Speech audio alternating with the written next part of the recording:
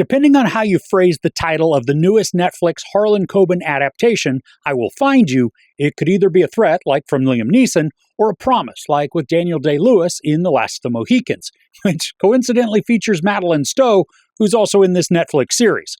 So now that that's clear as mud, let's dive in. An innocent father serving life for the murder of his own son receives evidence that his child may still be alive, and then must break out of prison to find the truth. This stars Sam Worthington, Britt Lauer, Milo Ventimiglia, Chi McBride, Logan Browning, and, as mentioned before, Madeleine Stowe. Now, I don't think shows or films that star Worthington should begin with a voiceover narration from the actor.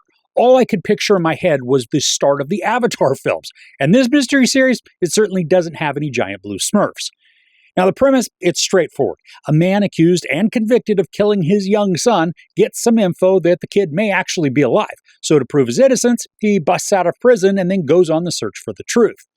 Now, like with most modern mysteries, there are a lot of conveniences built into the plot to keep things closely connected and less tangential. And this, it does exactly that. Within the first episode, you'll probably roll your eyes at the connections between characters, making everything feel as though it's way too useful for the story arcs. And to some degree, yeah, there are wild connections that hurt a good portion of the mystery simply because all of the dots are just way too close together to not become obvious. This might be sounding like I hated the series and that there was very little to make it redeemable. Despite those several blatantly predictable reveals that are meant to be surprises, there are some disclosures that caught me off guard and they did surprise me. Now, these didn't outnumber the obvious elements, but they were appreciated, and then they gave me some pause for just a moment or two on what the full motives might be. There's also some cryptic looks between characters that do work to add to the mystique and doubt, and the narrative draws these out to marinate rather than immediately giving the answer. And this works then to the story's advantage because the typical scenario would be for some acknowledgement between characters to occur and then it not be addressed for an episode or more, which then gives a bit of pause when it comes to Worthington's potential innocence. There's also the insertion of an international arc that comes across as out of left field, and it takes a bit for those connections to be resolved. But it works within the story, even if the premise is ridiculous and implausible. You just don't dwell too much on the logic and go with it, and then the story just flows better. For the acting in this, it's uneven. Sam Worthington is gravelly and semi-stoic. There's determination in his eyes, but he's usually not very demonstrative, making him come across as a more subdued character.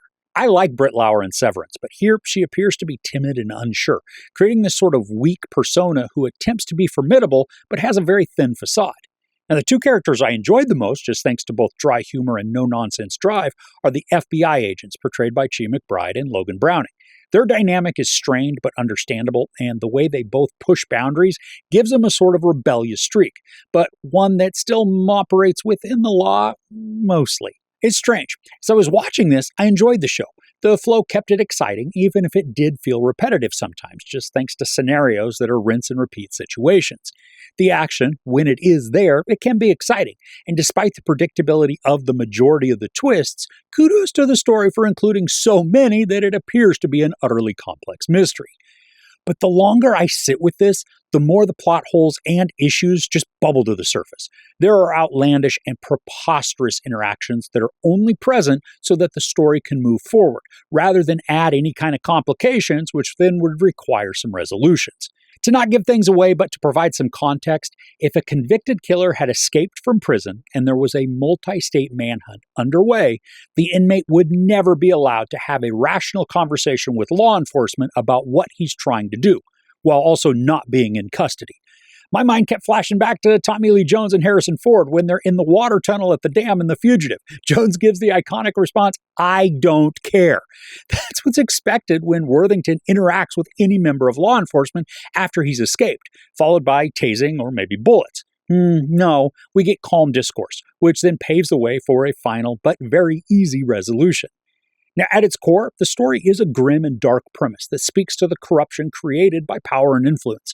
It shares a lot with The Fugitive, but involves almost an intolerable amount of plot conveniences that reduce the complexity. So the story becomes a tame and by-the-numbers mystery that gives away the majority of its secrets well before it should. The acting is fine for what the show delivers, but it doesn't showcase anything that's memorable or noteworthy. And with repetitive character actions, the situations become tired, dragging out the story more than necessary, which in turn makes the series feel long. So at the end, if you aren't looking for a mystery that's twisty and intricate or devoid of massive story accommodations, but you just want something that can keep you mildly entertained in the moment, give it a go. If you are, though, in the mood for a series that's going to make you work for the clues, this is not it. There's no sex or nudity, some profanity, and some violence. I give Harlan Coben's I Will Find You 2 out of 5 couches. I guess the title ended up being more of a threat than a promise because it wasn't an experience I want to revisit. So what do you think is the best mystery out there? I'd say Agatha Christie's And Then There Were None, but I am curious what other stories can just melt your mind with their creativity. Let me know in the comments below. If you enjoyed this review, please give it a like. Also, don't forget to share and subscribe. I'm Chris. This is Movies and Munchies. Thanks for couching with me.